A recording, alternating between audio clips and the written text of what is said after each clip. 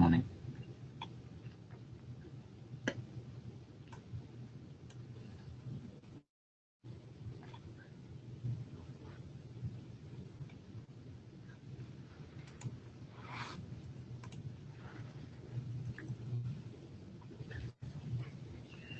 Today I will just overview whatever we have learned so far in automation. So these are the comprehensive notes for Selenium WebDriver I'll share after this session. So as you all know, this automation we have learned so far uses framework with hybrid approach that involves data-driven descriptive approach, in the sense infrastructure and utility based reusable functions. That's overall term. With Java and TestNG and JUnit also is covered. And Maven is easy. It's just converting it to. So I'll just show you that.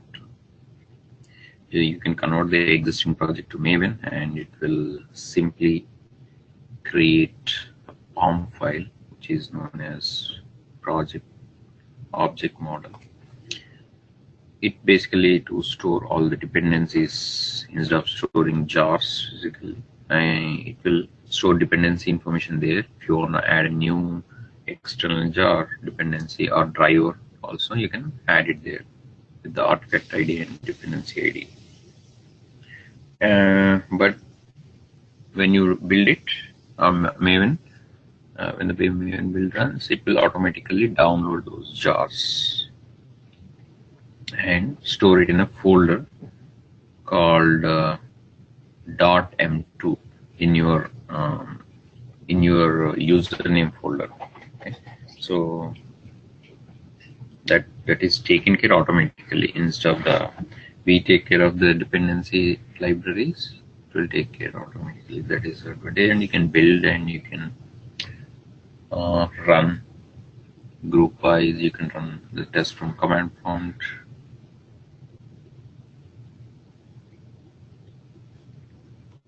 Okay, so we'll get there once it opens. So initially started off with initialization, installation and configuration.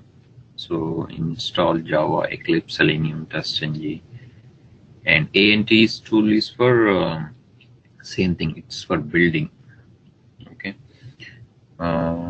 you can install it. It is Apache tool, and different browsers you can run on using Firefox. So all you need to change is the Firefox driver, so the location name. So you just enter the Firefox, that's all. You don't need to do anything. The browser type is, instead of Chrome, you can enter Firefox and everything will be written in Firefox. Similarly, different browsers like Safari, Opera. And to find out the exports, you can install FireBug. I think FireBug is probably deprecated right now, so you can use FirePath. And this is not required. So all the instructions about installations and configurations are already mentioned. So same thing is mentioned here: how to create name and create a project, create class and run, and how to load the jars in libraries in the Java build path. Okay, and how to install extra frameworks like third-party software like TestNG. With this, and this is a navigation. You can follow this later. Okay, and I stored all the jars in Google Drive because okay, so this is for environment variables change. In case you get errors, you can update this environment variables changes. So you can open it like this, or you can open it from here. Just type it.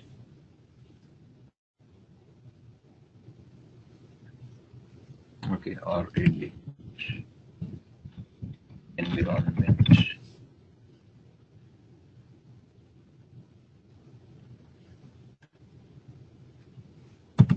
variables. Yeah, so you can open this, or you can open it from regular. You go to your settings and you can also change. So this is what you can change if you get an error. Okay, so otherwise it's taken automatically, class path and everything. So you can edit here and add it for different. Okay, if you open with administrator, it will also enable you to add or edit system variables here. So you just open with the administrator now.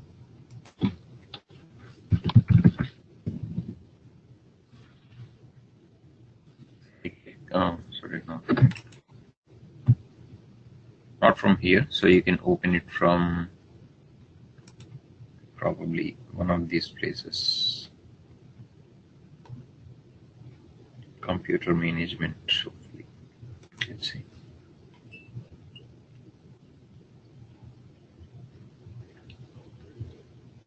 For Maven, it is required.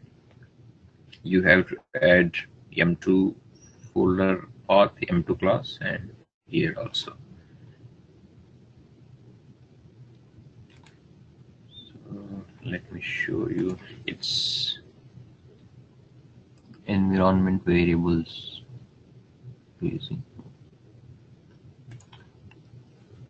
Okay. So anyway, you can figure out. You just open with the administrative account, or if you have been logged in with the administrative account, automatically it will enable this. So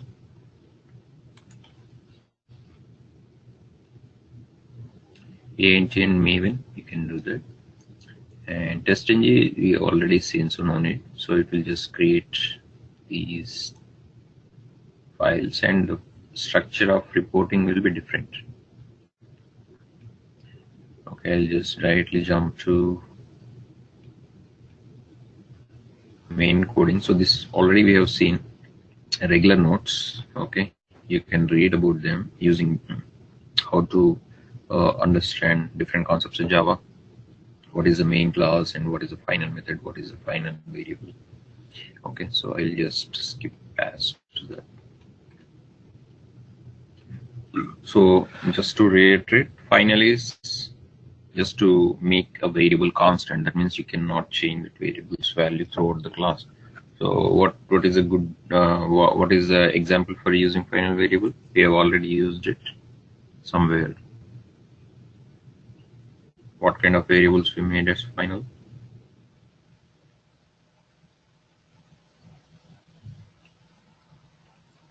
XPath, sorry. XPath the page objects. So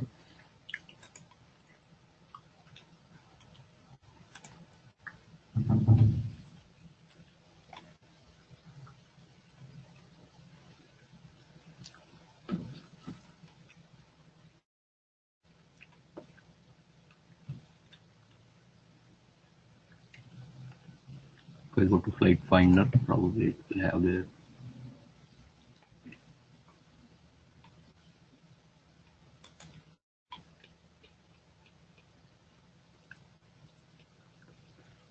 Yeah, so all these variables are public, static, final, string. So final.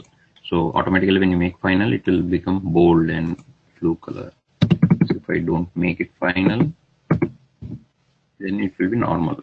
So easily recognizable, and so that it indicates or reminds you that you cannot change the value. So it will be displayed like this in bold wherever you call it also. So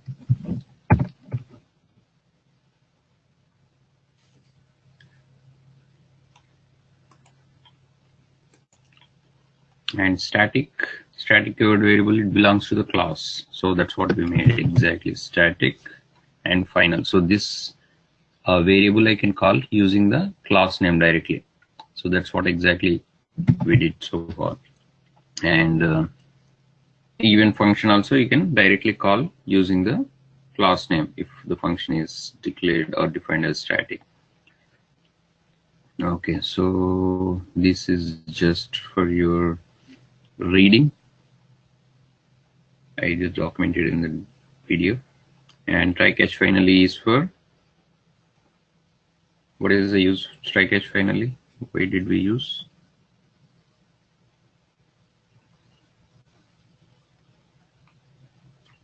It is used for exception handling, isn't it?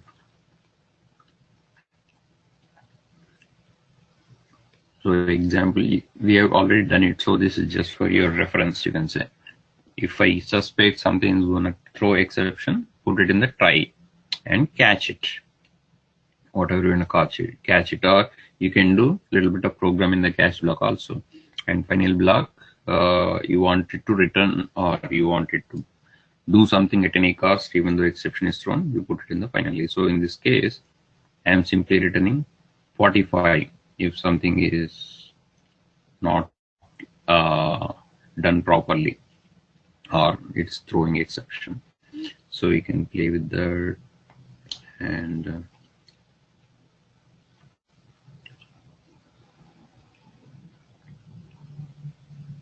so initially it was like this. If just somebody might not know what was it like when Selenium was introduced, because this was deprecated and you cannot find probably on the internet. So initially we, for the first version, Selenium 1, right now it's Selenium 3.14 something. So initial version was Selenium 1, which was also called Selenium RC. So Selenium remote control, and we used to use this Firefox extension and record it in the Firefox, and it would generate the code for us. Then we could customize it.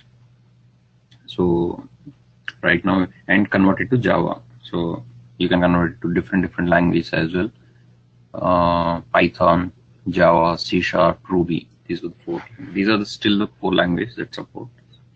So, but instead of coding from the scratch and creating our own framework, we used to record it and convert it, and so that was very big mess. And then Selenium WebDriver was introduced. So then the record and playback approach was gone. So it is very useful for the developers as well as testers, automation testers. Okay, so this is a linear programming, which was which I showed you initially with the linear programming. I just documented it. You can go through this. Same thing. So in interview purpose also, if somebody asks how do you set the property for any driver, so simple is system.set property WebDriver.Chrome.driver, then pass the path, and then instantiate the WebDriver with new Chrome driver.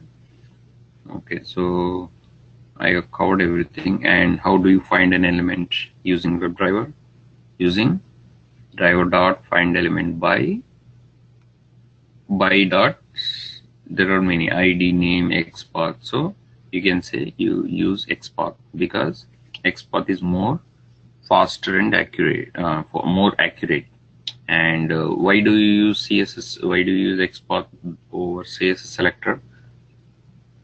You can say CSS Selector is faster, but it's not accurate and it's very cumbersome to customize it. So XPath is very much needed. Okay, so XPaths are very important in Selenium automation because those are the locators. Using the XPath, you can locate primarily, and if you miss the syntax, it will throw error. It will basically throw exception called no such element found exception, which is 90% thrown. Okay, this is the main challenge. You can also say what is the main challenge during Selenium automation. You can say XPaths, because XPaths, if you put it wrongly, it will throw no such element found exception, and sometimes it wouldn't give us the one match, exact match. So we have to cover like a lot of property value combinations, and then put the different groups, okay, child group, parent group, etc., to make it single match. So you have to work on it a little bit. So that is the biggest challenge. And the syntax would be like this. We have already used, so this is generalized syntax for XPath, and double slash means relativity, and element is type, like input A or something, and at the rate class is a property, is the value.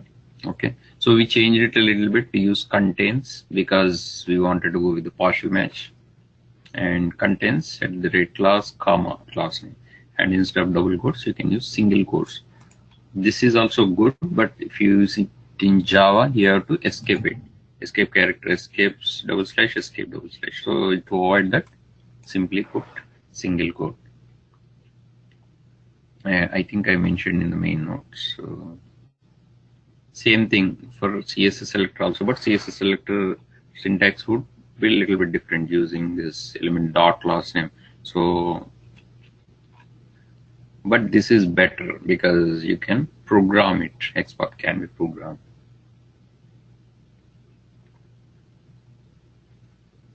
So these are the frequently used example for XPath. So when you put the XPath inside the code and customize it, and for the reusable method purposes, you can put it like that. But we don't need to do that because we have already done it from infrastructure. Infrastructure in the sense, for example, if I want to click link or click radio button, I have already created a reusable method for it in the operations, so no need to worry. This would do the same thing, driver.findElement. Instead of inside the XPath, I just pass the XPath. So in this case, I am passing only the link text. So everything else is hard coded. So this is not a good idea, but just for the learning purpose, I put it in here. So you pass the whole XPath, including double slash element at the rate name equals so and so. Everything is passed as XPath, as XPath itself is stored in the page objects model. We have stored the whole XPath, not just the link text, right? So that's just reference purpose.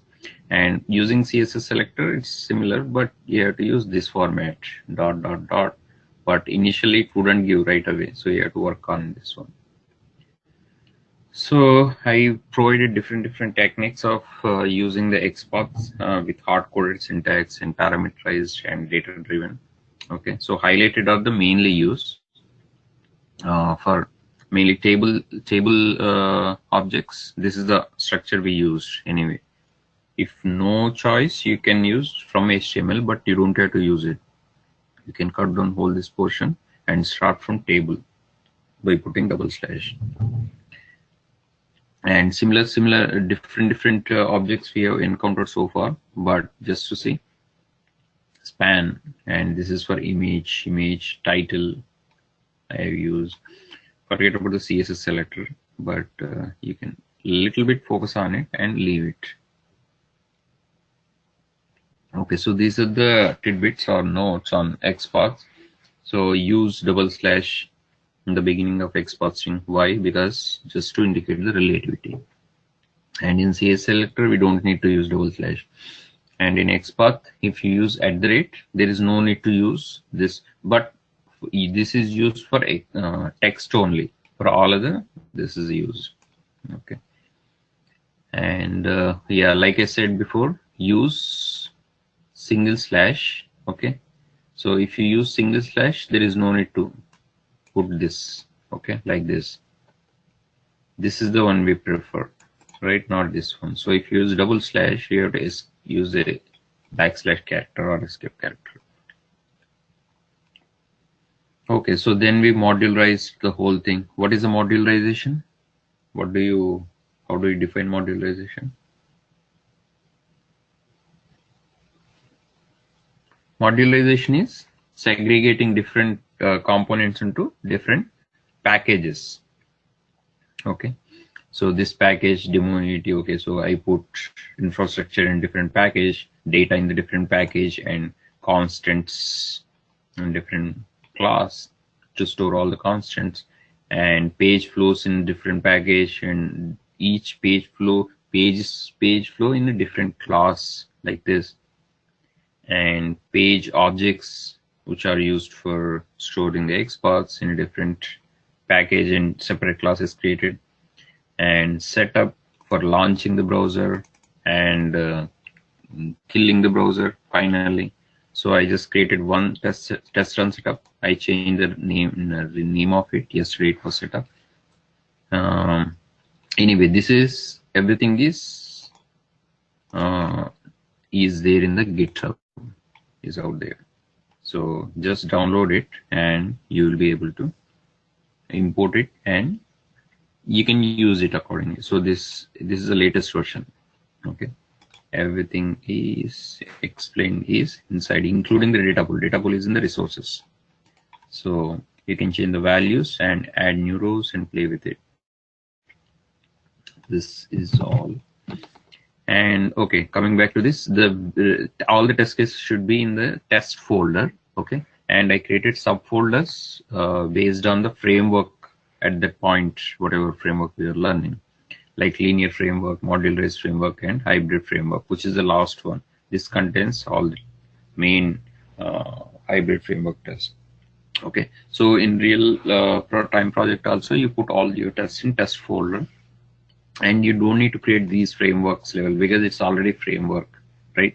Just for your understanding, I created, but there will be folders like smoke and regression tests. Okay, smoke test folder will contain just the smoke test. You can put regression test. You can put all the regression tests like 300, 400. Okay, so that's just an example I put. In real time, these are the folder structure, not the hybrid and linear and this. And just for your understanding, I put Java. Okay, you don't need to put in real time. All the Java related examples that we have seen are in test.java tutorial dot, and library would contain library and test would contain test. Same thing. So if I'm running the arithmetic test, okay, I'm using library, Java tutorial dot library. Same thing. There is no change. Okay. So all you have to do is run as and see. So more initially, I would recommend you, when you start with Java and practice more as much as possible so that you get better in Java, so which is very much required for automation.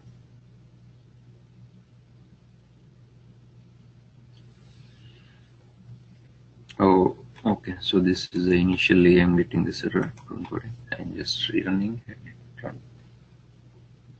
Okay, simple. Okay, so just to show you,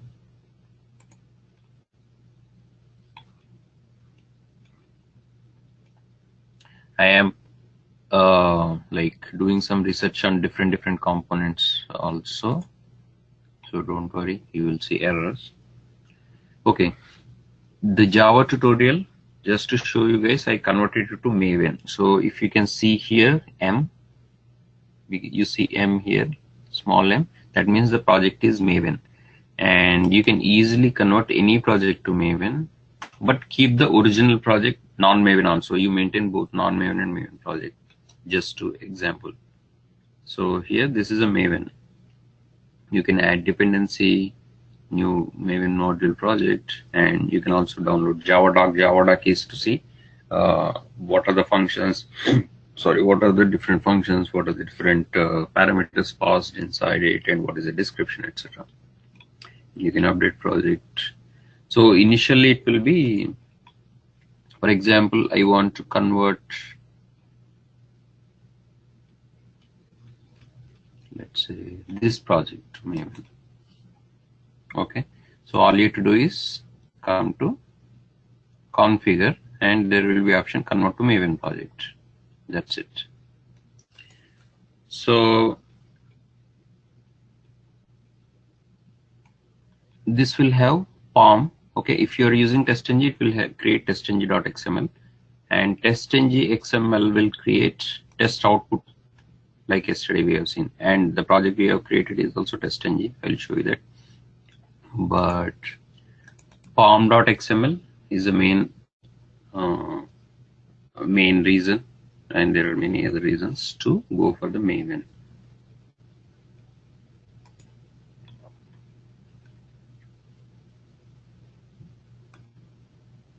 Okay, so this pom.xml looks like this. It's just an XML file where it shows dependencies using artifact ID, dependencies, and everything. Since Java doesn't have many jars, I didn't use any jars for this one because it's pure Java, so there are no dependencies. So original POM file, I'll show you.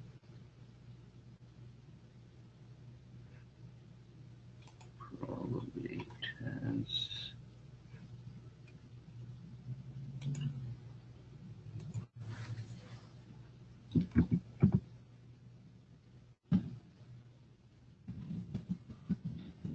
It's a sample file so that you know what's inside.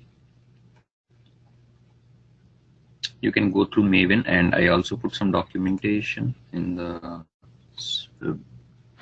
this thing, Google Drive. So go through it, test.ng and Maven documentation. If not put, I'll put it for the Maven documentation.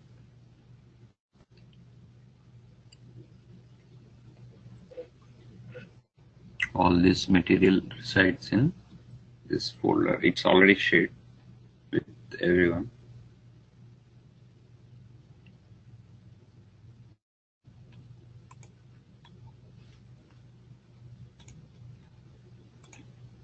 Yeah, if somebody is missed out, you can let me know.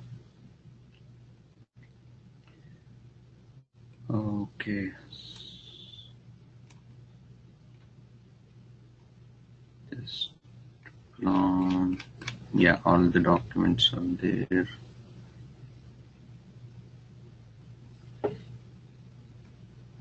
Okay, so this is to share with you on it.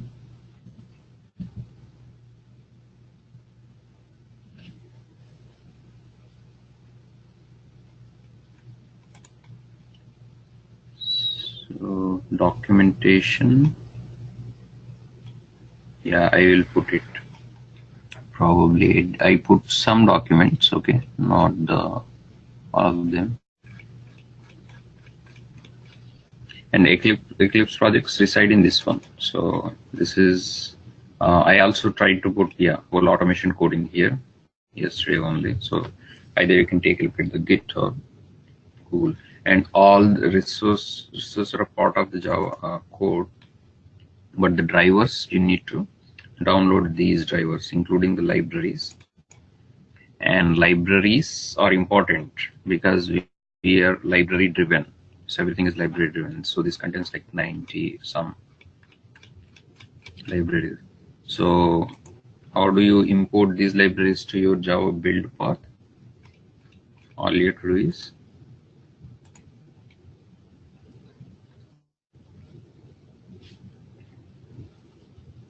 right click and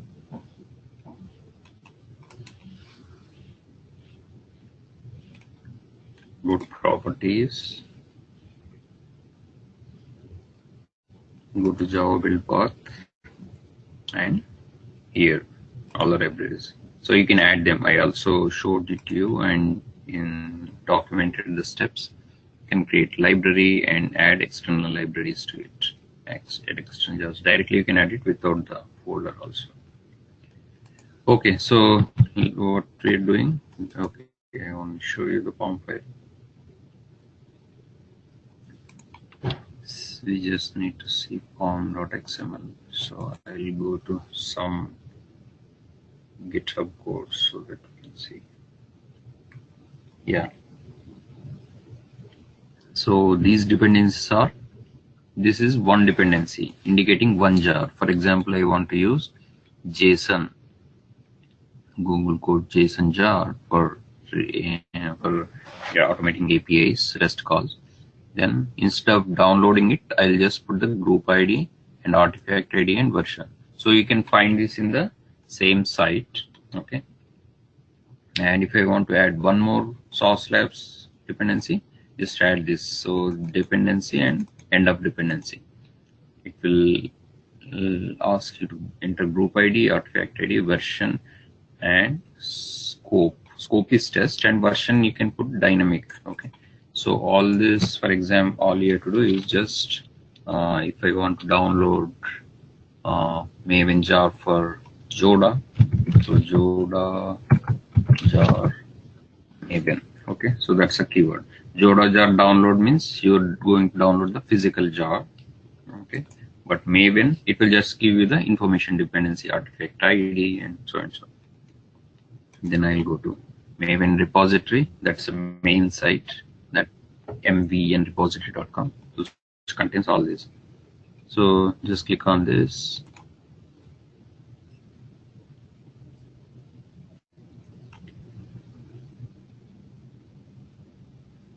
And these are the different versions. So latest version will always be on the top. And this is the version update information. So click on the latest one. And this all you have to copy. Everything is in there. So instead of downloading, you just copy this, just dependency and dependency information till here only, which has group ID artifacted and version ID. Copy this and paste it in here like this. So keep on adding this until you add all the dependencies. So this is just to take care of that, and all these will be downloaded anyway to your local folder called .m2, like I said. So no need to worry about that. It will manage. Okay, so anyway, get going with this. So modularization, we created a separate setup class for driver, remember? So the setup class will take care of all the drivers, test run setup, and prerequisites. I just modified it, okay, yesterday, so that we can include all the date information also. Prerequisites now does more than just returning the driver. So what it does is timestamp, first start timestamp. Whenever the test start, it will record the current timestamp and launch the driver and return it. Launch driver is simple. So all you have to pass is URL, browser, and driver path. Now based on what driver, what browser you pass, it will run on that browser. So far we have seen only Chrome. You just pass Firefox in the test and it will run on the Firefox. All you need to do is just download this or put this inside your library. So download this library again, because yesterday I updated it latest. I added few. So this, you can put it in C drive or wherever, and this will contain 3 drivers only for timing: Chrome and Firefox and Microsoft Edge driver. So this is for this, and you can try. So all you have to do is pass this from the tests, the browser type. So browser. So what is the browser I'm passing? Here, even I'm calling the browser from property file. So you just need to go to one place, this path, config path. So config and config properties, so that it's just one-stop shop like this. Chrome browser. So if you change here Firefox, then it will run in Firefox. So this is commented right now. So all you need to do is just comment the earlier. Now it will run on Firefox. And if you run it on Edge, if you uncomment the Edge, it will run it on Edge. And similarly, Internet Explorer, Opera. But for this, you need to have the drivers located, stored in your local. Okay, and the path should exactly point to that. So the path is already pointing here. Chrome driver path, wherever I store this, already in constants. Okay, so that is taken care.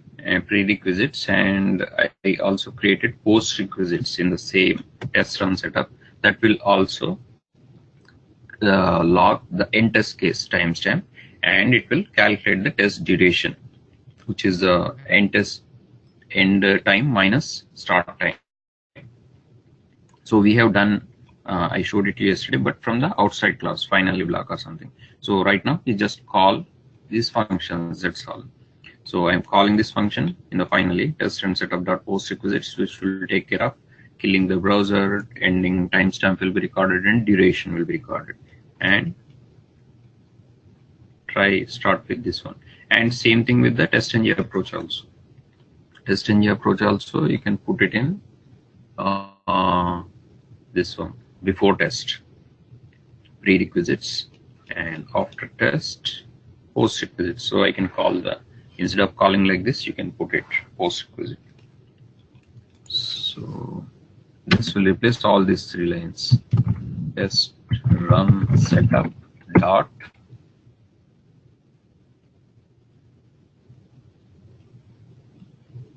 post requisites. Okay, so that does all these 3 things: state down, get current timestamp, and that thing, duration calculation.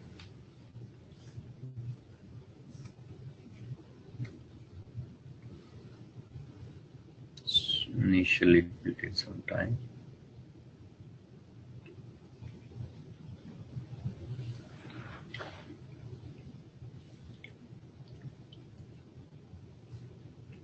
Okay, finally. Okay, post and prerequisites. So post requisites will be directly called in this one. So since it is after test, so you have to create a separate function again. So that is the thing with the test-ng, you know. So you try this. I just comment this one because it's the same thing. And in the before test, you call prerequisites instead of this launch. It will also calculate the current start time and everything. So you can comment that, and all you need to call is test run prerequisites and pass the appropriate params.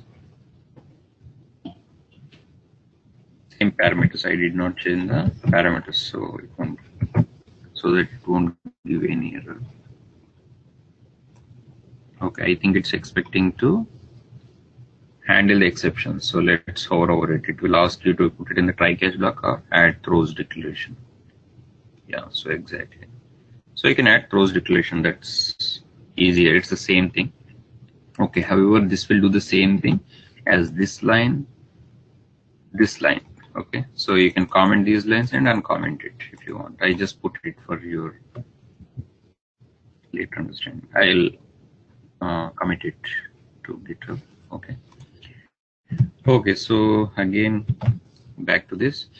So that's how we created base setup class, and then main classes like home page, all the page level functions, page flows, and page objects. Okay, so this just to reference, that's all. But main reference you can play within the Eclipse only. The code is a main reference. This is just for your reading purpose only. Okay, so it doesn't, practical device is just for nothing, it's just reading. You will need time. And data driven approach, we have done it in using the Excel spreadsheet. Okay, so but I can also do it with the JXL. Okay, this was earlier, so I would recommend using the Apache POI, which we have already added. The jars are already added for Apache POI, so I'd still recommend, I would definitely recommend this one live, because it contains all the jars that are required and that are not required for now, for future purpose also. So these are the jars: POI, POI, POI. These 1, 2, 3, 4 jars are required for reading Excel spreadsheet. So where did we read? So for example, I want to go to registration, let's say. So in the registration, I have to enter the details, certain details like username, first name, last name. Okay, and all these details are coming from data pool, like I showed you yesterday. So data pool is in the resources folder.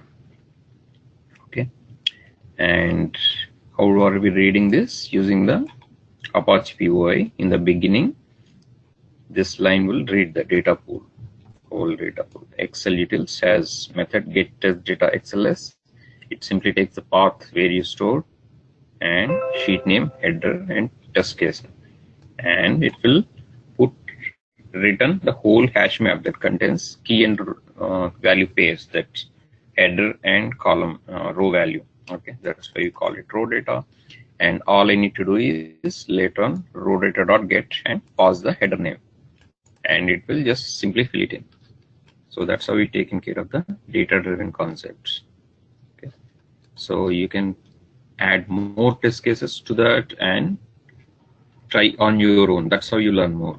Instead of just listening to the class, it won't cut it. So you have to practice on your own. That way you'll get more questions and then you can ask me more questions. Okay, data pool path is here. You can go and check it out. So that's the data driven concept, and I just noted it, documented it for the reading purpose. And modularization is done already.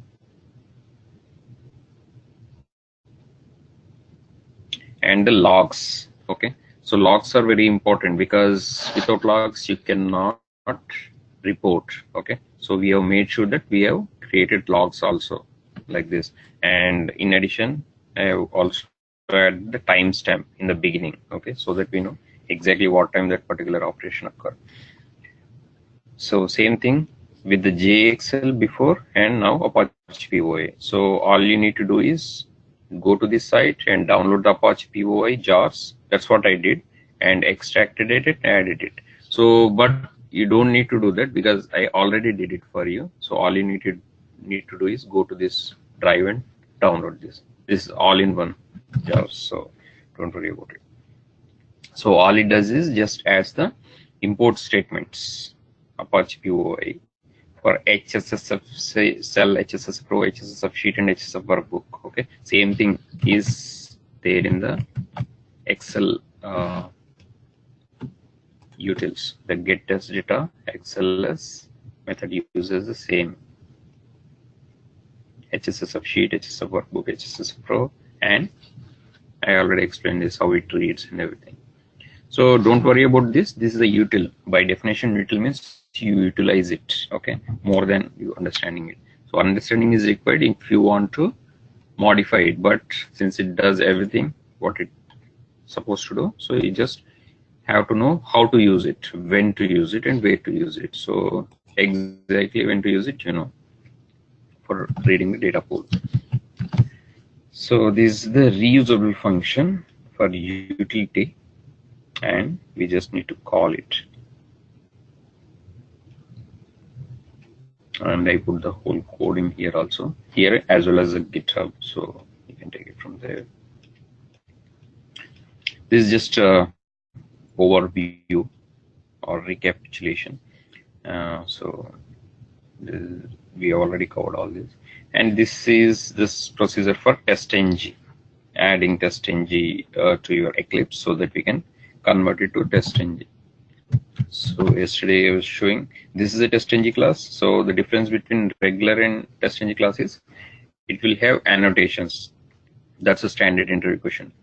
What annotations do you use in testng? So you can say before test, test, and after test. And what is the difference between these?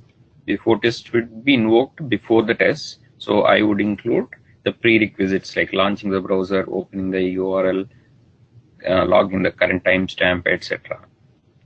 And in the main test, you can say I'll just automate the test case, main test case, whatever it is, like register and book the flight and so and so. And final after test, what I'll do is I'll do the post requisite things like killing the browser, tearing down, and current timestamp will be recorded for the end timestamp, and I'll calculate the test duration for reporting purpose.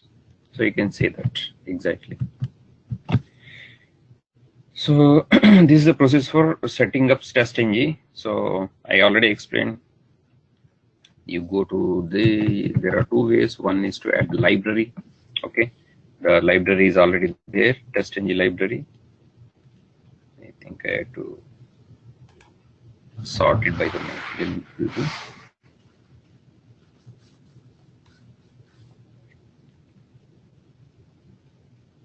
MNOPQ. Okay, this is J, right? Anyway, the reason I'm showing it to you is visually, you see, you will get it. MNOPQRST, is it still loading? Okay, anyway, takes time. G test ng, yeah, right here. So you can add this test ng, or other way is to add it from here. Yesterday I showed it, right? Go to here, install new software, and all the steps are documented in the notes that I have provided in text, and the PDF I will also share. Okay, so this is the URL for this. This is the URL for this test ng on this beust.com/eclipse. That's it. So you can add it in, continue. Okay, so that's set up for test ng, and like I said, it will just have annotations @test, and I just put some notes, what or what. This is for the interview purpose. @test is used to tell that method is under this is a actual test case. Okay, and we can also put assertions. We haven't put assertions so far because we have taken care using the inside. We have already put it, but where we put the validation, for example, yeah, so validate price. So we have taken care using the compare method that does the same thing. So we captured all this, deport price, return price, etc. And finally, this is a validation. This is a validation. It will pass or fail accordingly. So if you have to put assertion, it will be similar.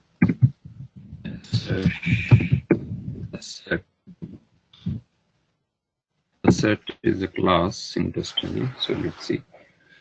Assert equals is the most widely used. So which takes two strings, expected value and actual value, and it will simply return true or false based on equal or not equal, pass or fail. So just look for you can also pass objects, but objects is the topmost. So you can convert something from objects to string, but just go for the string. Yeah, this is the one. Assert equals. Assert equals, and you pass expected and actual. That's all. Okay. So I think this is deprecated. So we can use non-deprecated or add suppress warnings. So if I have to use this,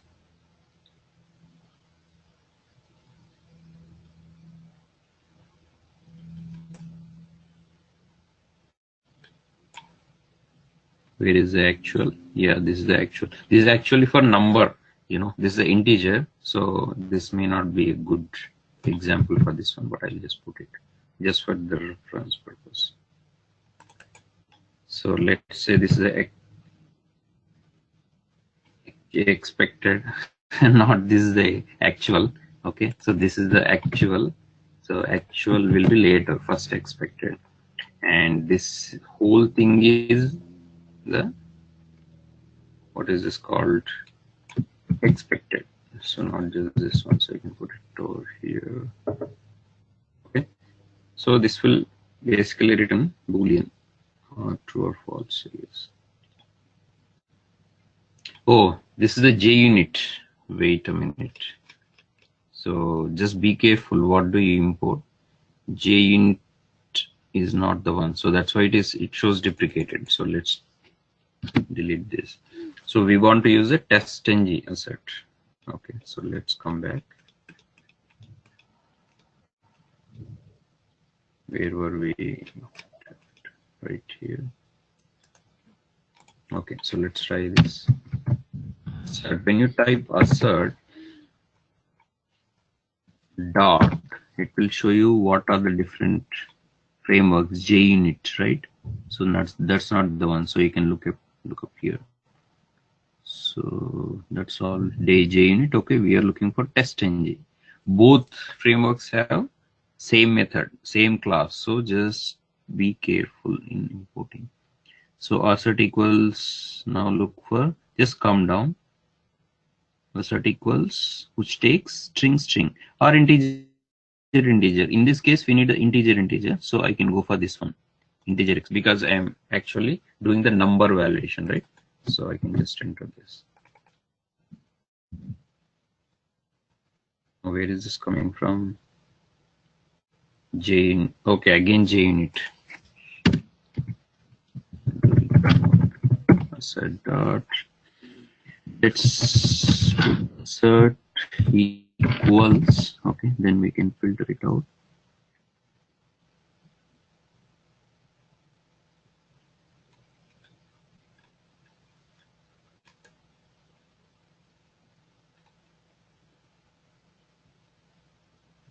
Assert equals message string expected, string actual. This is actually coming from JUnit, or I don't know. Okay, let's try this in wherever we actually imported it. So this is a test ng, right? So I'll try to put it right here so that we know.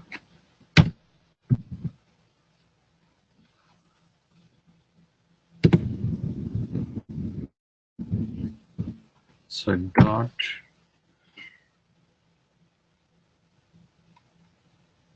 there are many, assert dot, assert true, assert dot, assert not null, okay, just to check if the particular object does not have any value, okay, or assert dot, assert equals, most widely used.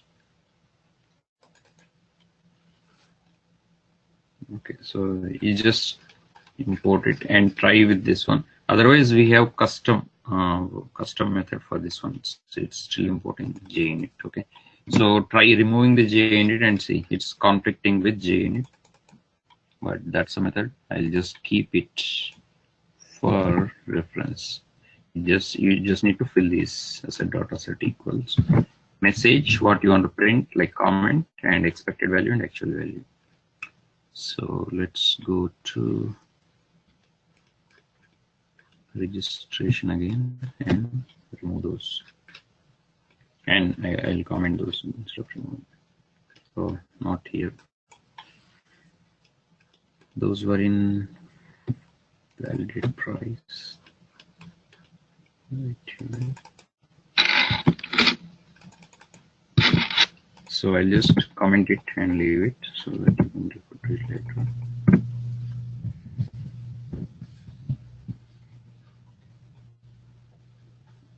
Okay, so coming back, you can use the test ng for annotations. Annotations mainly reduces your reduces your effort level to call the functions appropriately without having to call them. Just put them under appropriate annotations and it will call. And reporting is another thing. So it will add reporting right here, but we still go for our own reporting. So this is the reporting test output folder will be there, and updates the index.html. Whatever is paused, failed, it will show. So this will be used if you're running multiple tests under it. Okay, so right now it just shows whatever test pass. We just ran test demo 8 and it's pass. So it will show right here. If you run in different groups or different modules, different packages, so it will show here. However, we have our own structure to store the screenshots and everything. So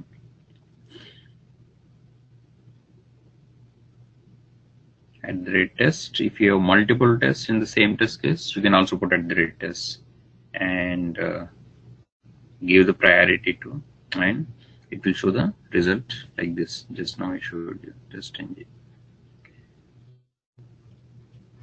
Okay, so moving on. See, multiple parameter. Yeah, this is how you can prioritize the tests if you have multiple tests. So if you say priority 1 and enable true, it will be run first, and priority 2 will be run later. So if you have only one test, you don't need to mention the priority. Just @test will suffice. And before test, after test, before after test, we have shown the example yesterday when which annotation will be called. You can play with that more.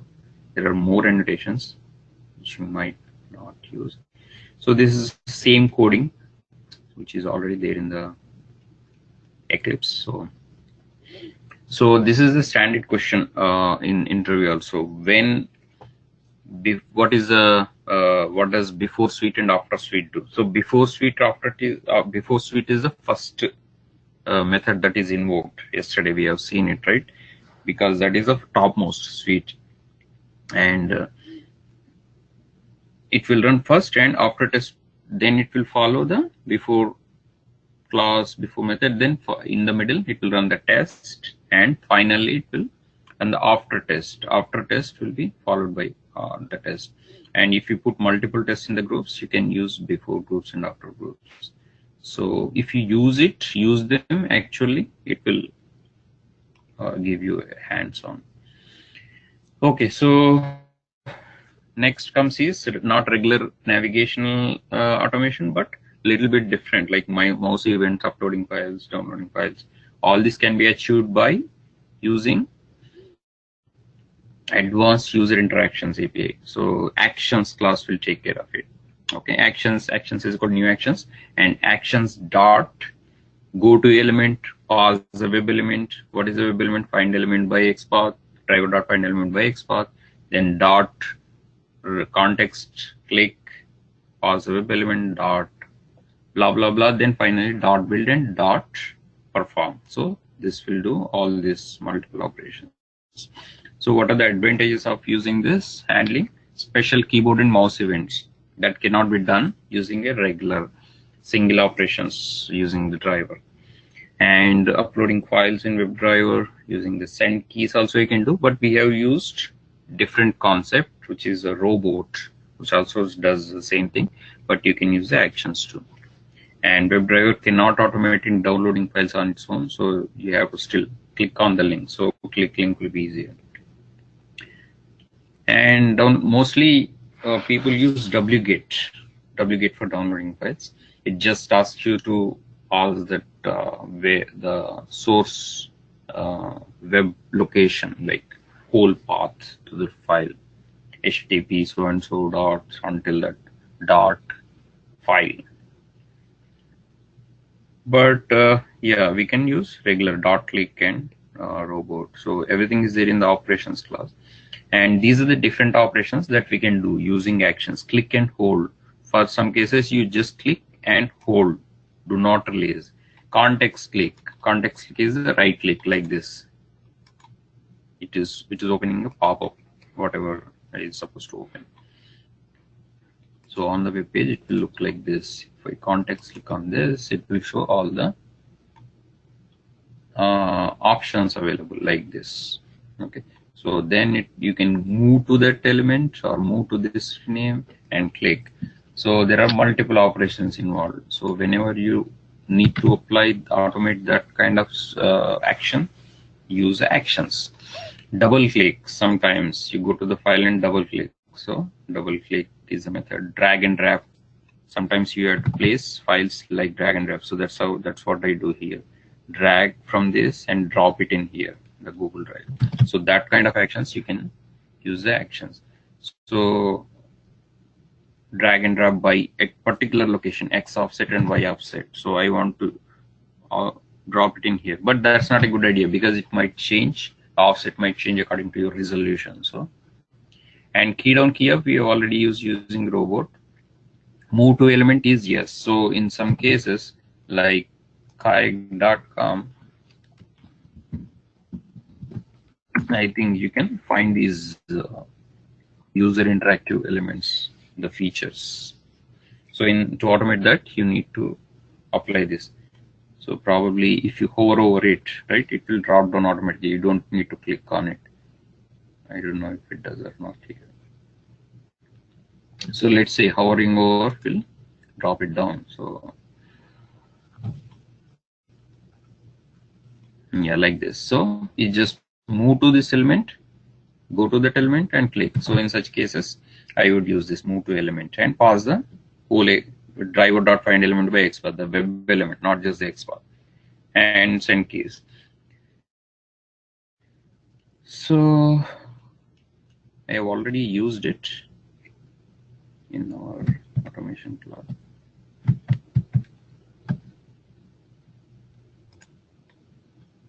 Actions.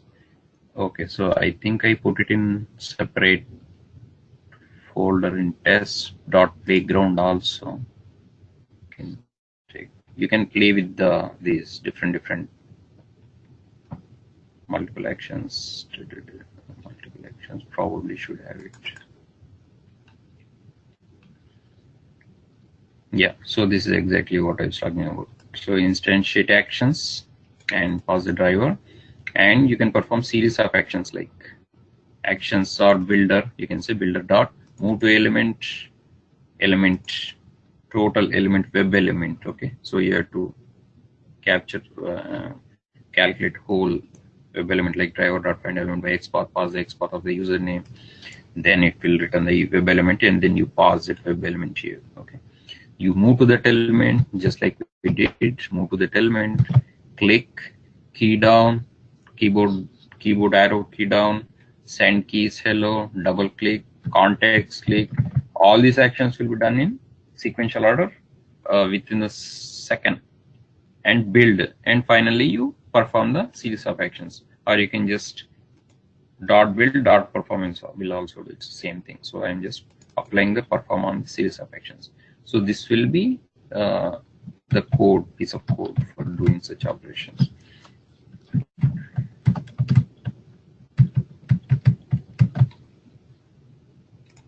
Okay, so that example like this, you can do this.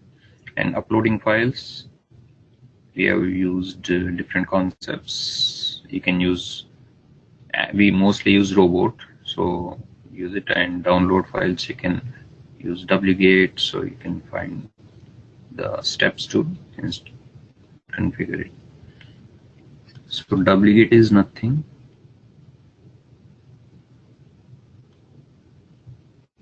Go to this and download the wget.exe and place it in the certain folder, and system properties, change it like I showed you before, advanced system settings and environment variables. Just make sure you open it with the admin mode, and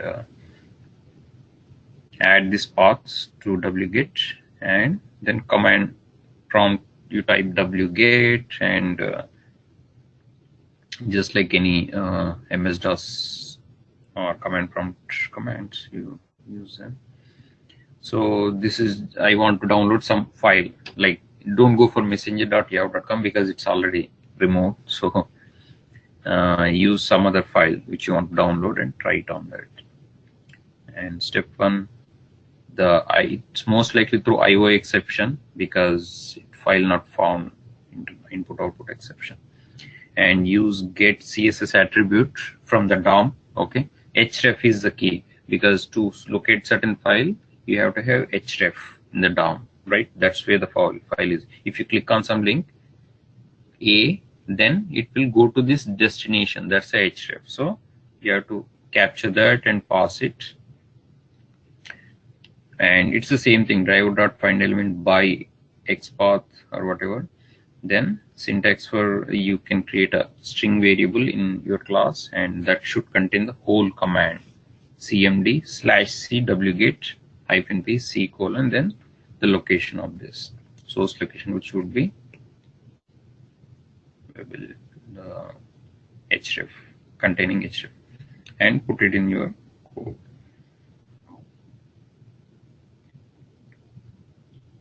Okay, so that's to remotely download, but you already have the link, right? For example, then you can click on it. So there is, I don't think there is need for wget.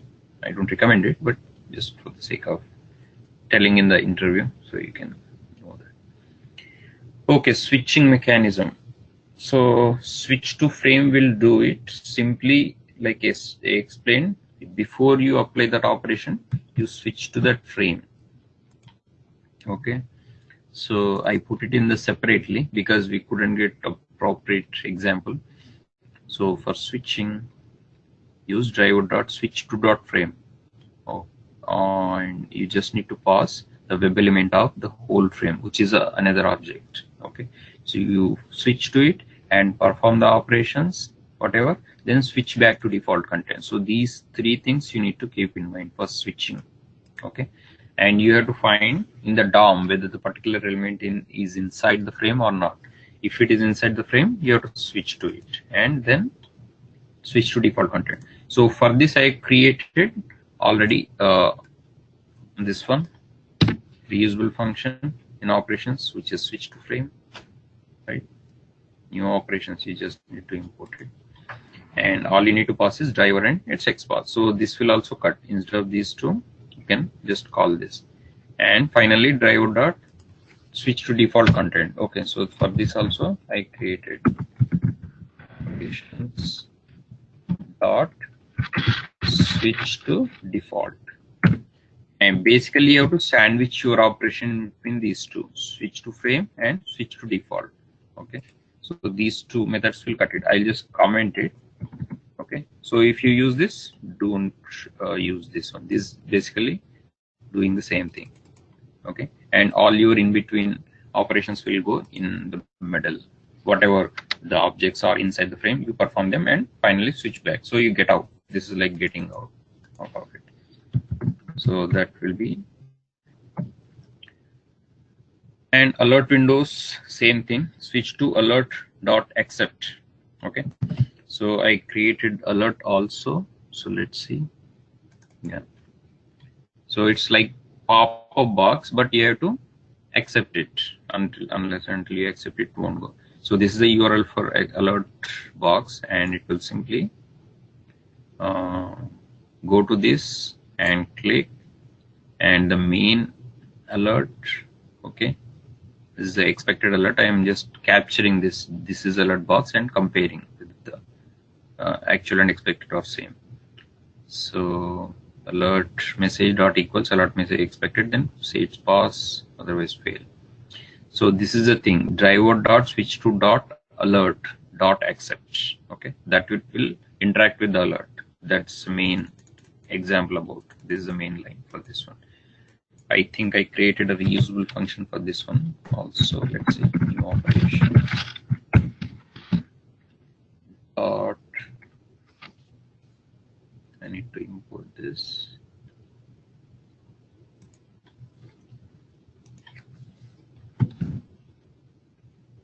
Switch to alert. I don't think it is there. Okay, that's fine. We can create a new function, right? Same thing. So let's create one. Go to.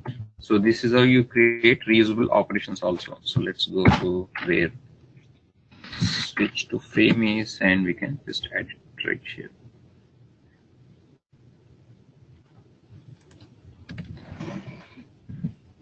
So all I do is just copy this previous method and modify it. You don't have to write it from the scratch also. So this method will switch to alert. So alert doesn't have any objects inside, like unlike frame does.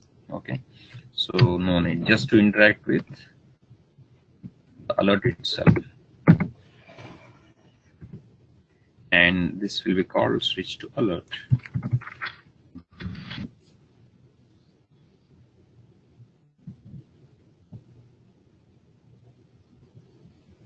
Or pop-up, so both are same. So it's just to accept the alert and accept it. So there is no other option but to accept the alert. So there is no cancel button on the alert, unlike any other pop-up has cancel and okay. So just put this and code here. That's it. Don't need to do anything else. So instead of switch to frame, I'll call it switch to alert.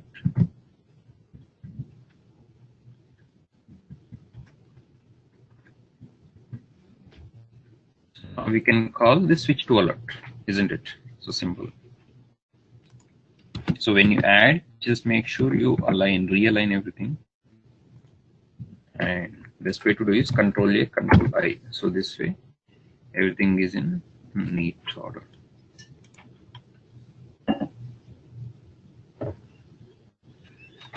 And save it. Save this, save all, not save, so that you save everything. And go to the test in which you want to use this. Now it will be ready to pop. Okay, so one thing is we done a mistake. It doesn't.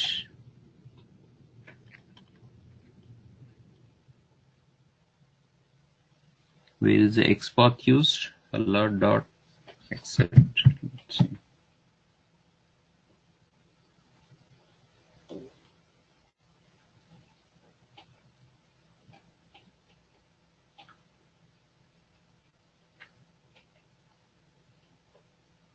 Yeah, so it doesn't take XPath. So this is it.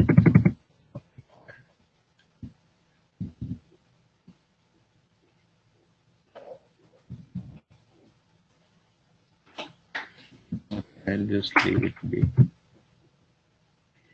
In case something goes wrong, it will throw, but you have option to throw or not throw. Let's not throw it. And come to alert and remove this. That's all you need to pass, just the driver. Okay, so this will replace this line. So I'm just commenting, just not to get nearer. Okay, now let's run it just to see how it goes.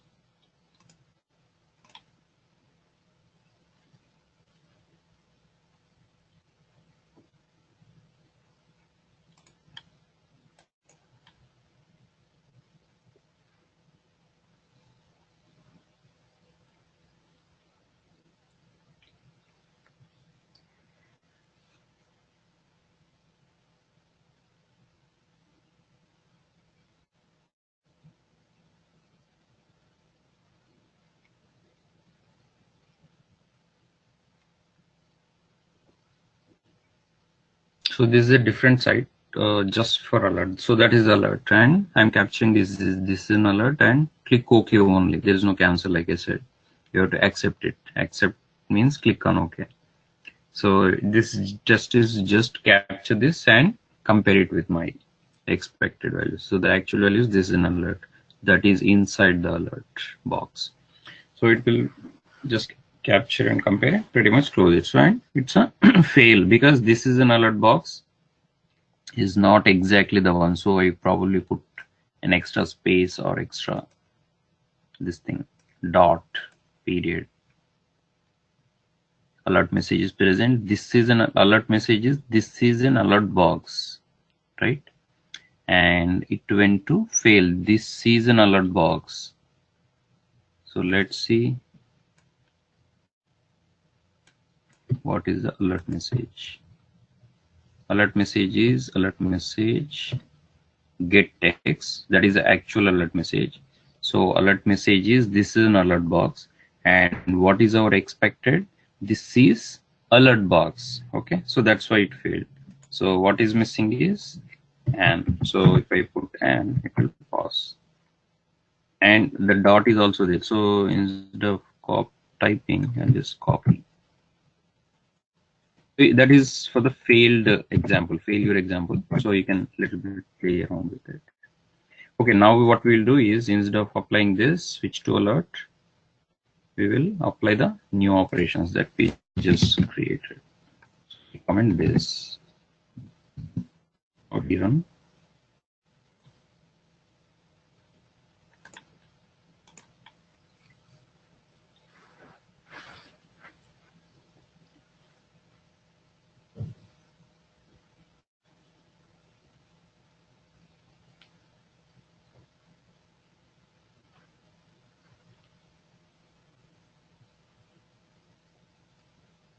Okay, so same thing.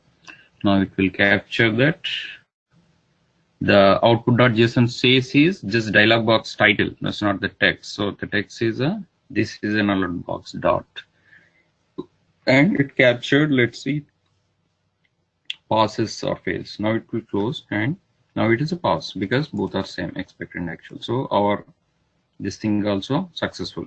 Okay, don't worry about these. These are just warning, not errors, even though they are in red. Okay, so let's move on. That's how you interact with pop-ups and alerts. Same thing. Pop-up and alert both are treated similar way. Alert.accept. That's all you got to do. And test ng code we have already seen. And weights. There are multiple weights. Like I said, implicit weight and explicit weight. So this is the standard question in the interview. What is the difference between implicit weight and explicit weight? So implicit weight is to wait for certain time, max timeout. But if the user application is able to respond before that max timeout, it will continue without wasting a time. Okay, and the code is driver.manage.timeouts.implicitly wait, and we have used this, and there is also function for this one, right? What is it function? New operations dot implicitly wait. Okay, I just need to pause driver and timeout in seconds. So this will do the same thing. And explicit wait is to wait for certain object to appear or object to have some text or something.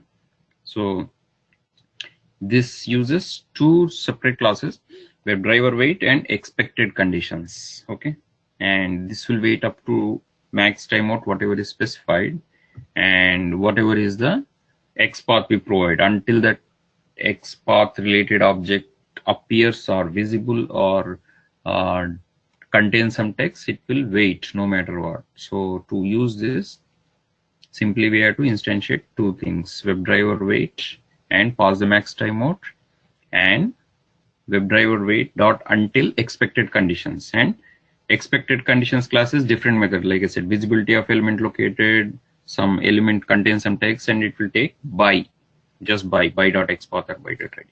So that's for that. And you can also wait until the some particular element is enabled.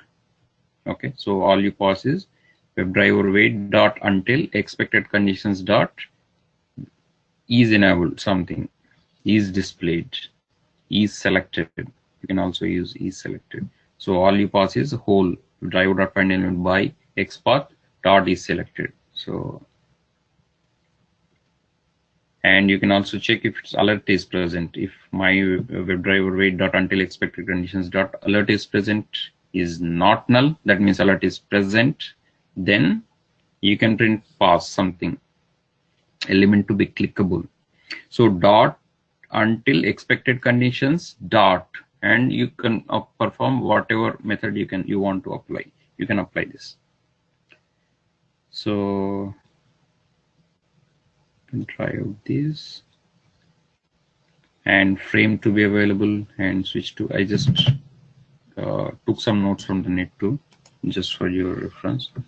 I created the reusable function for this one, explicit wait. I'll just call it right away. You can also put the whole code, or you can just call the new operations. So these are all the weights. This is the static wait, this is the implicit wait, and now I'm going to call explicit wait. So all are in here if you want to take. These are all the weights. So now let's call operations dot explicit wait explicitly. So this is the one I created.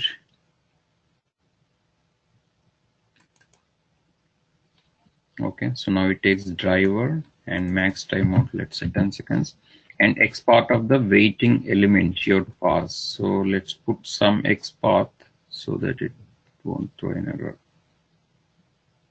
So okay, let's say this is a XPath driver dot find element.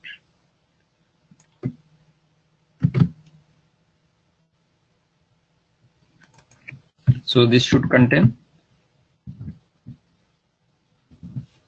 let's say, yeah, this should just contain XPath, not the whole web element. So let's remove this. So to know what exactly you need to pass, just hover over it and it will tell you exactly what is the signature of this web wait explicit. No, not this one, inside it. Let's go inside later. Okay, so here, this is the whole thing, and this is where it stops. So I'll remove this, and that's it. Okay, so let's see the definition. This is what I put inside. Same thing. WebDriver wait. My wait is equal to new WebDriver wait, and it will take two things: driver and timeout.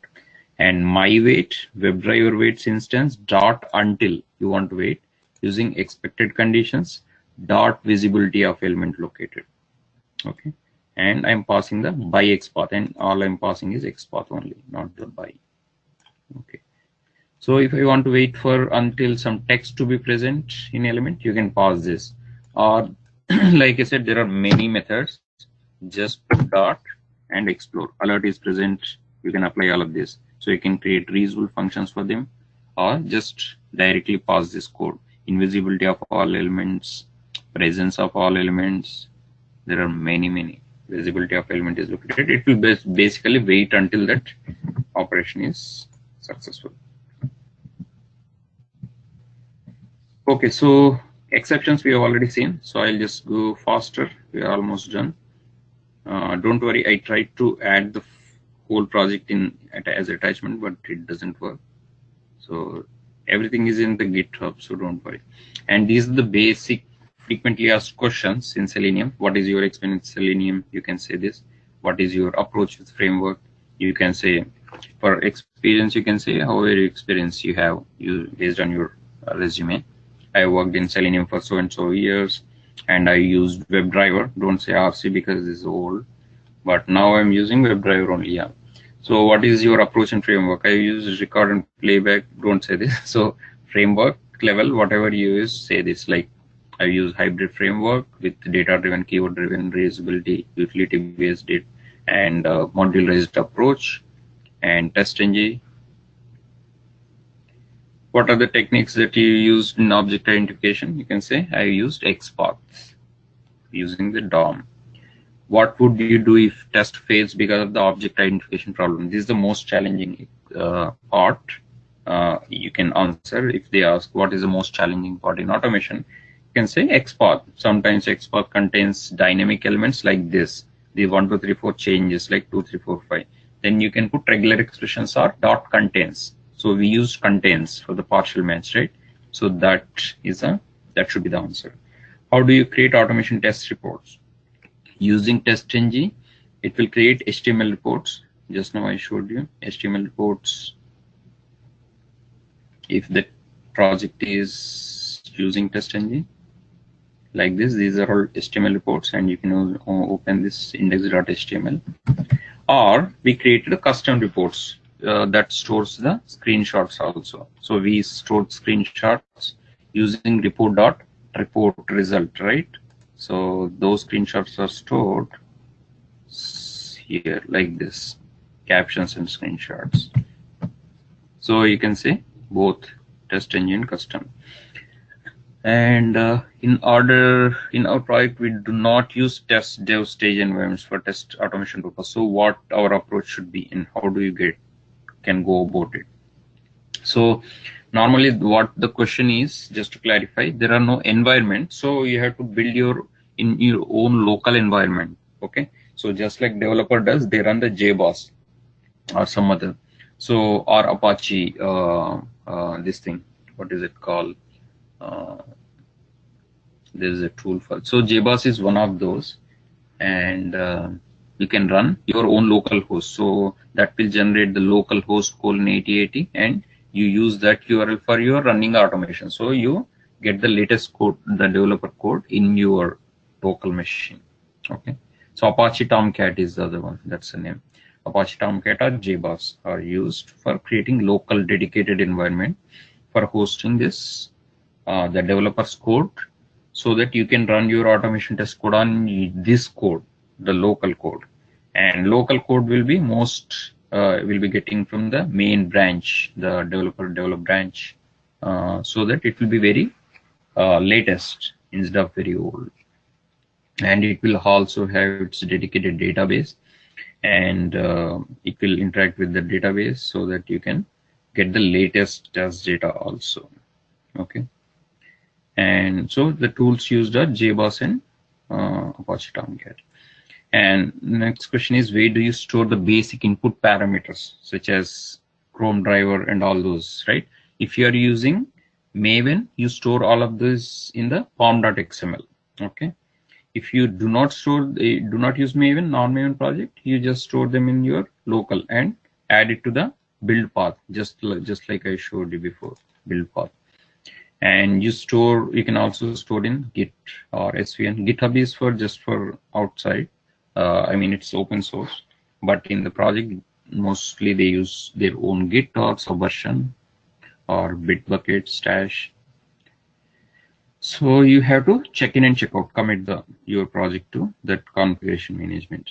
And for Maven, these are the commands used: mvn, plocalhost, dtest, test name, test case name, test. This will run the test case from the command prompt without having to go to Eclipse. I mean, directly you can run from command prompt. If you want to run whole test, there is another, this D, actually this runs the group of test, I guess. So there are different commands. And like I said, JBoss start server will enable you to use this localhost module name, and then you can run your automation. Just like demo UAT we are using, this would be the URL. So you change the URL in your constants. And what are the different types of weights? Just now we discussed. So what are those?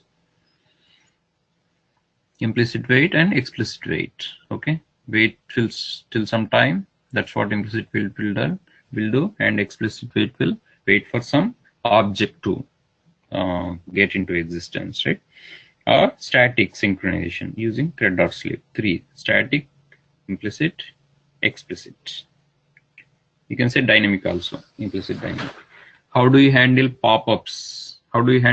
Just now I showed you. Switch to dot alert. Difference between find element and find elements. I explained this. Find element is just to find that particular element, one element, descendant element. That's what we call, whose property exactly matches, not map. That's the type of properties provided in the XPath or CSS. Find elements will cover all elements in a particular page. So when this is used, when you are dealing with web table, we have already used. So dot find element or dot find elements will enable you to do. So this is the syntax for this. So driver dot find element by XPath, this will return me single element, web element for that drop down or radio button. And driver dot find elements, in the current page, you want whole lot of elements in a particular object, collection of elements. So you store this in the list of web elements rather than single web element, because you're having multiple, it is going to return multiple web elements in this particular list. It's a list or table, whichever it is. So you store them in the list angular bracket web element. So this is a separate class. List of like acts as an array. Okay, but it list is different. You can easily access them using for loop, iterate next. You can easily perform a looping operation in the list. So just list angular bracket of string or web element, you can deal with those lists. And how do you right click on the page? So actions, right click is nothing but context click, right click, right? So using actions, this should be your answer. Controlling mouse related elements. We have already seen that example. In here, everything is there in playground. I put it in playground like this. So actions, multiple actions, and menus, you can play with this. So this is how you context click. So context click is the right click. This is actually for right click. So you need to practice more in order to say it in the interview also, because you suddenly don't get this. Menus, how to interact with menus, menu items. Okay, you just run this and see. So I created different objects just for singular, instead of whole project like demo UAT, separate elements, I created separate classes for them to easily understand. And what is a page object model? So that's what we use, page object model, in a hybrid approach. So what is it? capturing all XPaths and storing them in the page objects. Okay, so here I stored all these page objects. Page objects will have all these XPaths stored as public static final string. So that's what you have to say. So you say you create a separate package for the pages applications and create reusable methods or variables. We also created methods, remember. So some have dynamic XPath elements. So for that we have to create some methods. Simply it will return the whole XPath. That's all. That's what. And you can directly go to that page and change the property. Yeah. So that's advantage, because if you enter the store these XPaths in a separate class, in case let's say the developer changes from TD3 to TD4, let's say. So instead of going to each and every test case changing, okay, that will be cumbersome. You just come here and change it right away. So that way one change will apply to all of them. So that's the main advantage. Okay. Maintainability is the main advantage. You don't need to go everywhere, because these XPaths are subject to change. Developer might change based on his property.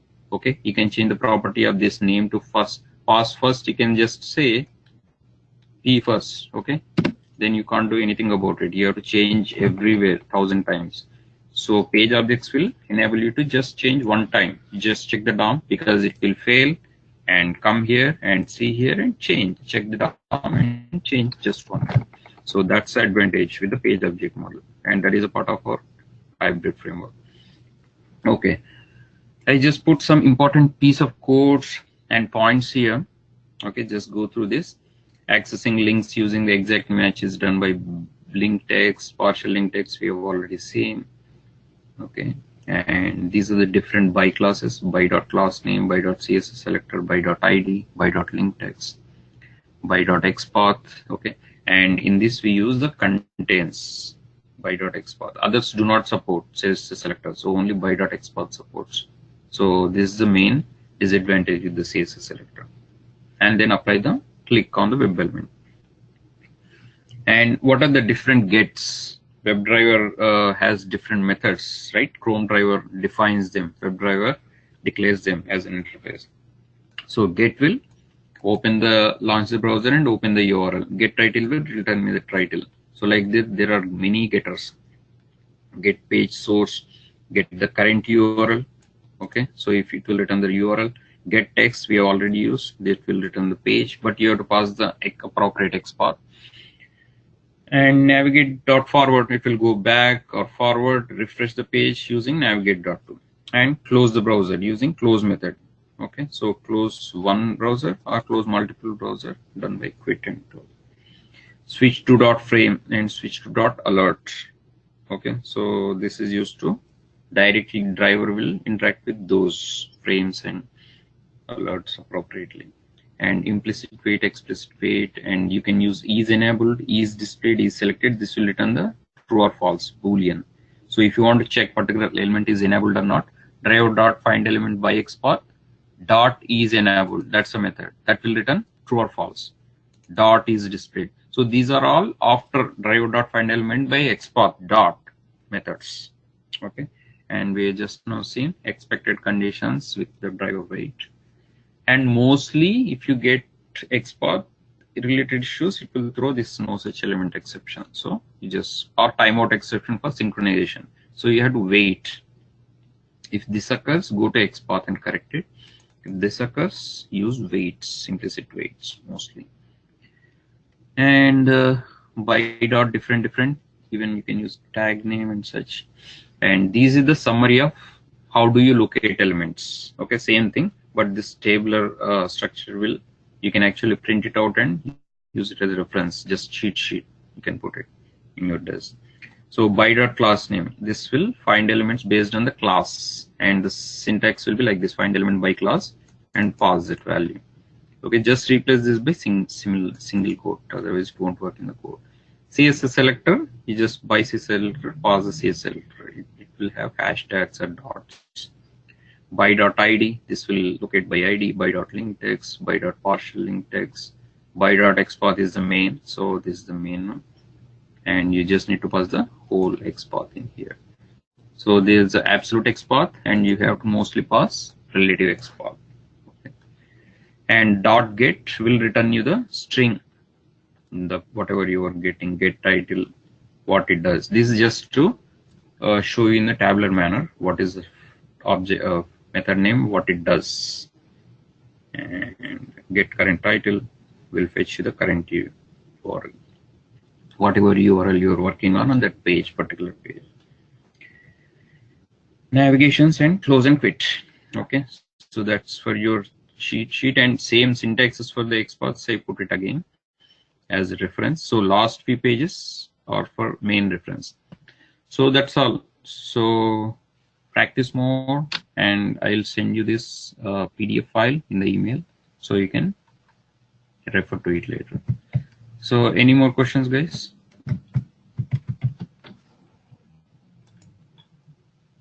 Practice on different sites that I put in the text file that I shared with you, right?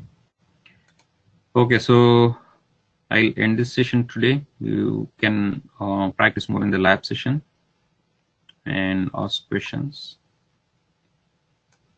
If you have any questions, you can let me know related to interview or anything in general, technical or non-technical. Okay, so then I will take leave. Thanks all. You can just email me if you get any questions later. No worries. Just email me to the same email. So I'll send these notes and just take the latest code from GitHub.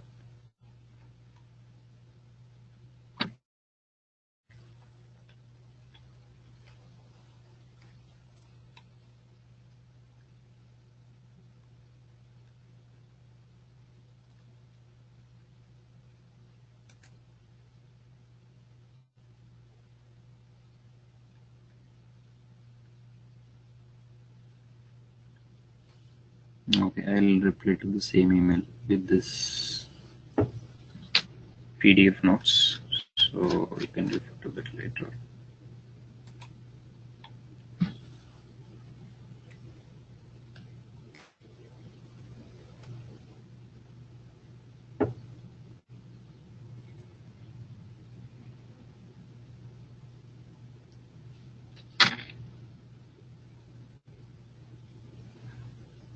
Okay, I think it's taking time.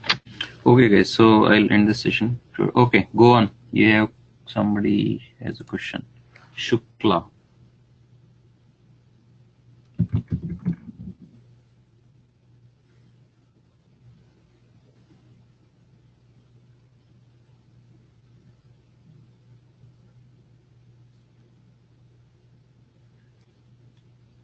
Yeah, tell me.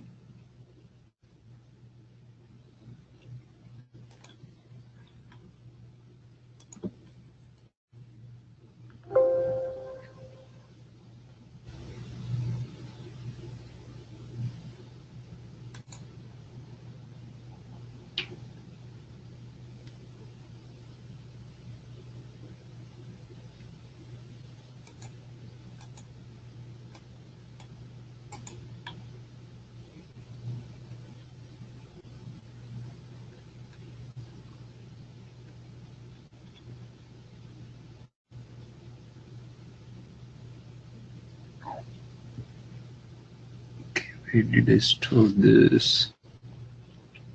Automation class, yes. Right.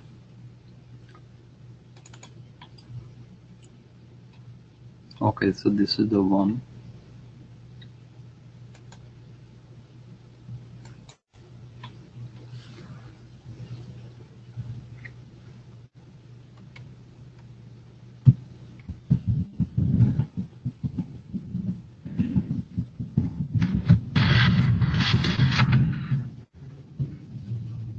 So refer to this later. This is for your reference purpose. So, but practice more, right?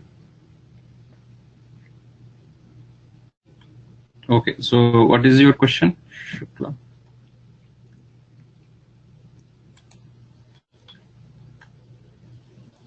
Okay, you can ask question later also if you can't Fine question. So since your lab session you need to attend, right? I'll end the session right here. Okay, so I'm closing the session right now. Or you want me to keep this session on? I'll keep it.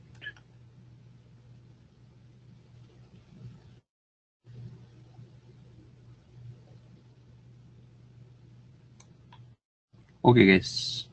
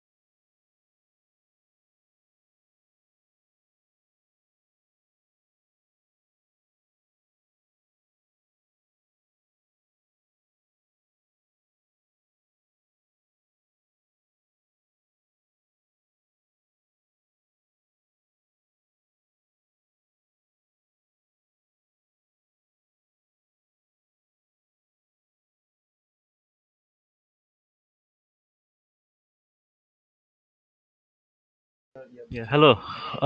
Today the class is not going to continue. This will be all for today. Thank you.